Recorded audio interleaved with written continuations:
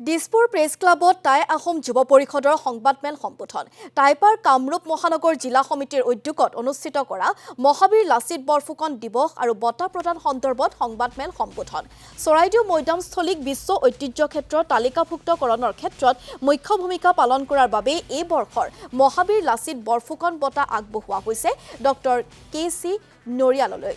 সংবাদমেলত উপস্থিত থাকে টাইপাৰ কেন্দ্ৰীয় সমিতিৰ কাৰ্যকাৰী সভাপতি ভৃগু হাতীমুৰীয়া বঁটা প্ৰদান অনুষ্ঠানৰ উদযাপন সমিতিৰ সভাপতি মানচাও ভাস্কৰ জে গগৈ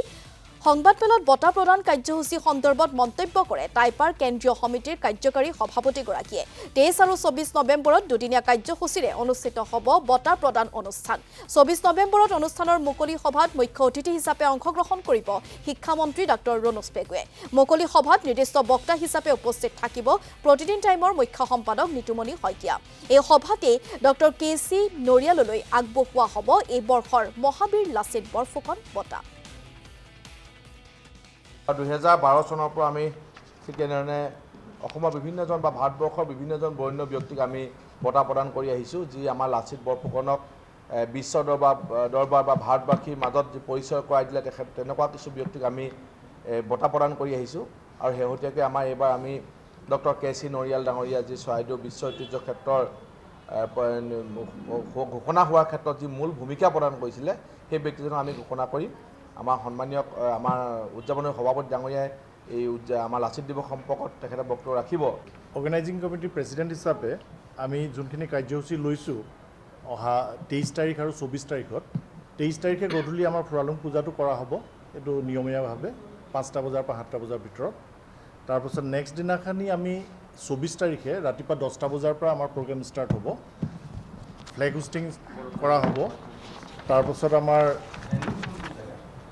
ভেন্যুটো হৈছে শংকৰদেৱ কলাক্ষেত্ৰৰ মাধৱদেৱ অডিটৰিয়াম ইণ্টাৰনেশ্যনেল অডিটৰিয়ামত তাত কৰা যাব তাৰপিছত 10:30টাৰ ভিতৰত আমাৰ মল্যতৰ্পণ তাৰপিছত red laying ceremony lighting candle lighting এইখিনি কৰা যাব ভৃগু হাতীমুৰীয়া মানচাও ভৃগু হাতীমুৰীয়া কৰিব তাৰপিছত 10:30টাৰ ভিতৰৰ পৰা আমি আমাৰ কোৰাছ প্ৰেজেণ্টেশ্যন মহিলা সমিতি টাই আহোম মহিলা পৰিষদ গুৱাহাটীত থকা তেখেতসকলে প্ৰেজেণ্টেশ্যন দিব সেইখিনিৰ লগে লগে আমি মেইন কাৰ্যসূচীটো আৰম্ভ কৰিম মানে মুকলি সভা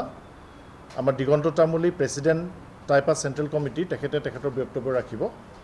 তাৰ লগে লগে আমি কিছু ছিনিয়ৰ মানুহ যোনখিনি আহিব যেনে 75 years এণ্ড এবভ আৰু স্পেচিয়েল ইনভাইটি কিছুমান আমি মাতিছোঁ তেখেতসকলকো ফেলিচিটেট কৰা যাব তাৰ মাজে মাজে আৰু তাৰ লগতে আমাৰ মিষ্টাৰ ইউনিভাৰ্ছ দীপক গগৈ তেখেত আহিব তেখেতক আমি ফেলিচিটেট কৰিম আৰু তেখেতে মাইনিউটলি অকণমান 10 মিনিটমানৰ ভিতৰত তেখেতৰ এটা প্ৰদৰ্শন ৰাখিব তাৰ লগতে আমাৰ নিতুমণি তেখেত